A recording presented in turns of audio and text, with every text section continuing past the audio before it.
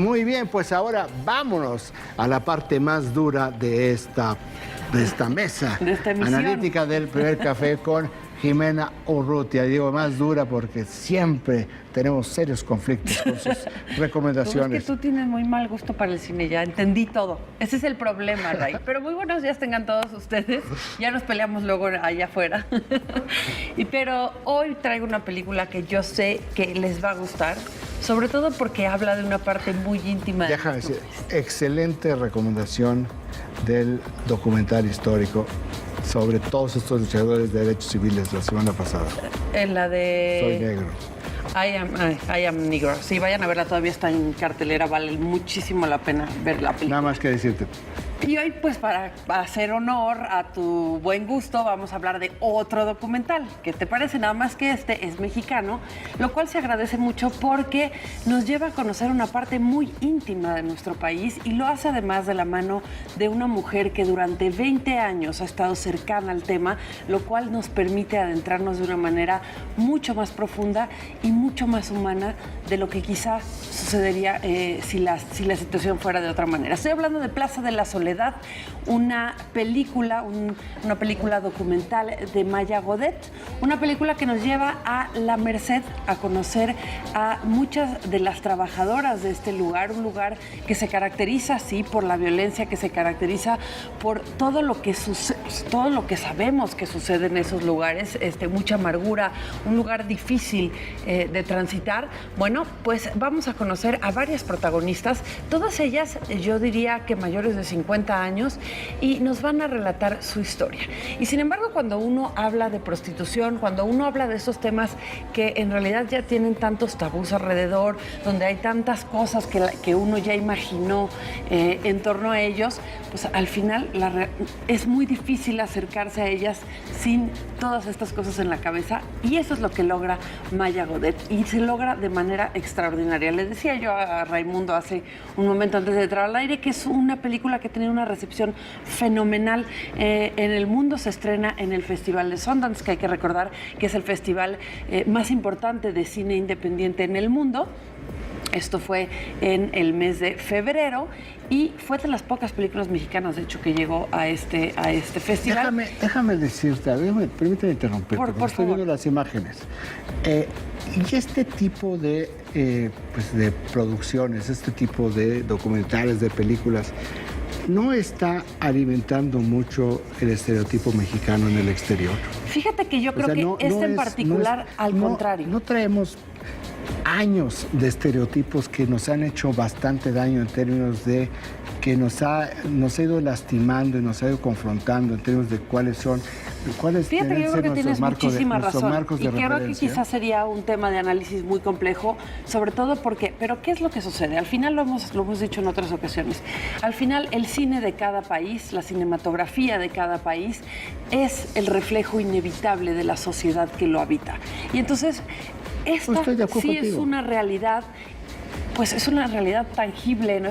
Pero la diferencia aquí, que es una cuestión importante a mencionar, es que en esta película, en vez de estar hablando del dolor o de una situación que podría terminar en humillante o que podría ser complicada, la realidad es que esta mujer, que durante 20 años se ha dedicado a fotografiarla y los últimos 5 decidió hacerlo película, tiene una cercanía con ellos que le permite un trato como mucho más amigable, y esto nos permite a nosotros, espectadores, acercarnos a ellas de una manera como mucho más amorosa, digamos, y eso cambia sobre todo la manera de ver al personaje. Sin embargo, tienes razón. Pero eso, por ejemplo, esto que tú estás señalando, lo podemos procesar nosotros, porque tenemos perfectamente todo el contexto. Pero yo me imagino, tú dices, en Sundance, esta película en Sundance... Pero eso es precisamente por la razón por la que está en Sundance. Sí, ¿y cómo estás? Claro, porque entonces nos ven como los europeos nos ven. Aztecas, mayas, sí, como sucedió en la época de cine de oro mexicana, ¿no? Todos nos veían con el sombrero, las pistolas o las adelitas, ¿no? Es que eso veo mucho en esta nueva oleada del cine mexicano, donde hay muchas películas que digo, lo que están haciendo es reproducir el estereotipo del mexicano con el sombrero. Hay un término tremendo que se utiliza dentro del medio, las ficheras, que se utiliza para hablar de precisamente género lo utilizan de manera despectiva, evidentemente, o chistosa, que es el guarache sangrante, se le llama por ahí. Es un término que ya, creo que con eso ya te entendimos todos de qué estamos hablando. Y sí, y funciona. Y a los festivales en el mundo les gusta, y a la gente de repente es el México que les llama la atención, porque también es el México que está en los periódicos, porque también es el México que se lee en las noticias, y porque al final no deja de ser la idea que mucha gente tiene de nosotros en el exterior, ¿no? Es como... y que seguimos alimentando. Y que seguimos alimentando con otras películas de comedias que son graciosísimas. Sí, hay otro tipo de cine, pero no es el cine de festivales. Y habría que distinguir ahí, ya México empieza a tener una balanza entre el cine de autor y el cine comercial, sobre todo hablando del mercado nacional, que es muy importante porque antes estaba bastante devastada esa situación. A ver, tú que eres parte también de ese sistema. Ok. Tú, con eso que estamos platicando, ¿no pensarías que tienen una responsabilidad muy grande la generación, creación, fortalecimiento de los estereotipos del mexicano en el exterior? Es una responsabilidad enorme, sin duda alguna. O sea, pero no han cometido un error histórico en aras del arte. Pero a ver, vamos a ver. Creo que no podemos generalizar, porque sí hay otro tipo de cine, y a la posteridad, digamos, se podrá conservar este México que se está retratando en estas películas, que te refieres tal vez quizá a una película como Plaza de la Soledad, que por cierto de verdad vale la pena verla, o el otro México que de repente también se puede polarizar, que es el México chistoso, el México que no necesariamente tampoco, o sea, tendría que haber un punto medio, al que te estás refiriendo, que existe quizá en menor cantidad, existen otro tipo Entonces, de no hay película. Equilibrio. No, equilibrio en el cine de autor y en el comercial me refería, o sea, lo que se está vendiendo y lo que no necesariamente. Pero en este caso creo que lo que sí es un hecho es que lo que está retratando este tipo de películas es la preocupación que tiene el cineasta con respecto a lo que está sucediendo en su país. Y creo que también eso es muy importante porque finalmente, sí, claramente lo que está sucediendo influye definitivamente en lo que cada uno de estos autores está queriendo transmitir.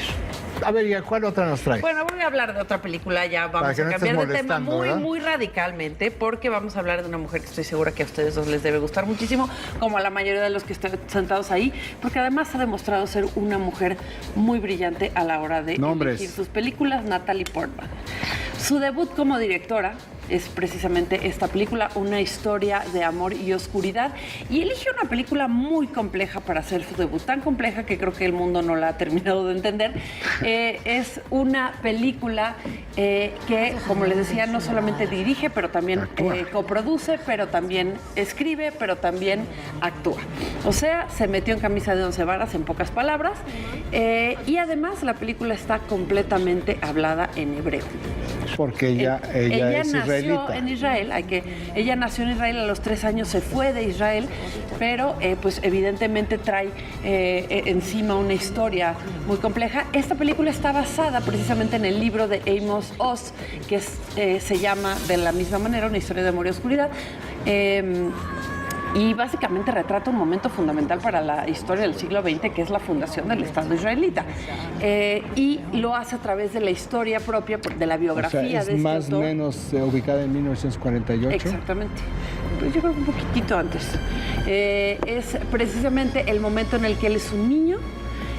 Vive con sus padres, su madre es una mujer complicada, que es el personaje precisamente que hace Natalie Portman, es una mujer que sufre de depresiones, es una mujer muy compleja, de la misma manera que se torna compleja la relación con su hijo. La película estéticamente es muy bella y está muy bien realizada.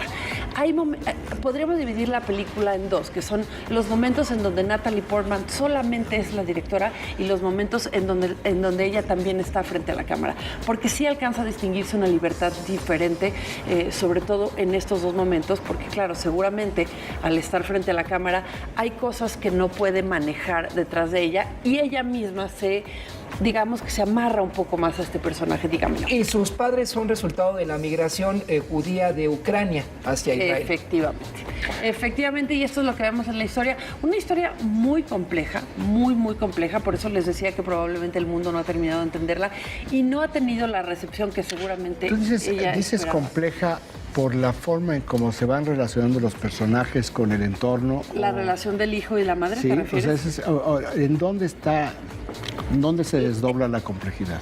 En tal cual la manera de relacionarse que hay entre ellos, sobre todo marcado mucho por la personalidad que tiene la mamá, que es una personalidad depresiva, en una situación cotidiana, digamos, que los rodea, que es todavía más complicada porque pues están en medio de prácticamente una guerra. Entonces es un niño que está creciendo. Estaba yo viendo algunas de las imágenes donde van corriendo lo que fueron pues el movimiento terrorista de Menachem Begin ¿te acuerdas tú que le pusieron una bomba al hotel? 20 naciones árabes enfrentaban a Israel al momento de su independencia. Hay que tomar en cuenta una cosa. Natalie Portman ha trabajado con muchos de los grandes directores que existen hoy en día y claramente ha tenido muy buenos maestros y ha tomado lo mejor o por lo menos lo que ella consideró lo mejor de cada uno de ellos y se ve en pantalla, se implementa. Darren Aronofsky ha trabajado con Terrence Malick, ha trabajado con muchos directores que le han permitido aprender también esa otra parte. Entonces son dos muy buenas recomendaciones, creo yo, para este fin de semana,